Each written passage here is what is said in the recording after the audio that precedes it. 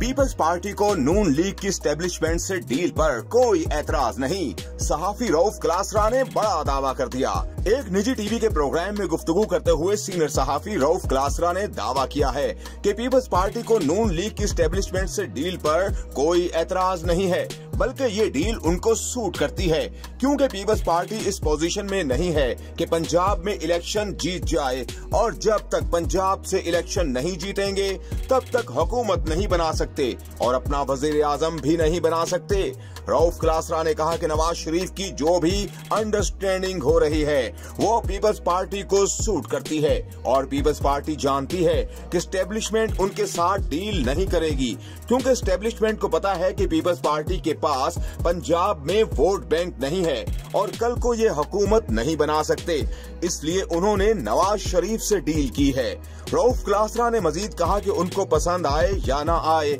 इमरान खान का जो बयानिया है उससे पीटीआई का वोट बैंक दोनों जमातों से ज्यादा है। उनको खतरा भी है कि ये दोनों इमरान खान के बयानिए को शिकस्त नहीं दे सकेंगे, लिहाजा पीपल्स पार्टी और नून लीग का पब्लिक में आकर एक दूसरे पर इल्जाम लगाना और वक्ती तौर पर 3 महीने के लिए खुद को सियासी दुश्मन के तौर पर पेश करना इसलिए है ताकि लोग समझें कि दोनों जमातें एक दूसरे की मुखालिफ हैं और उनका मुकाबला आपस में है, इमरान खान के खिलाफ नहीं है। इस वजह से पीपल्स पार्टी को ये सब सूट करता है।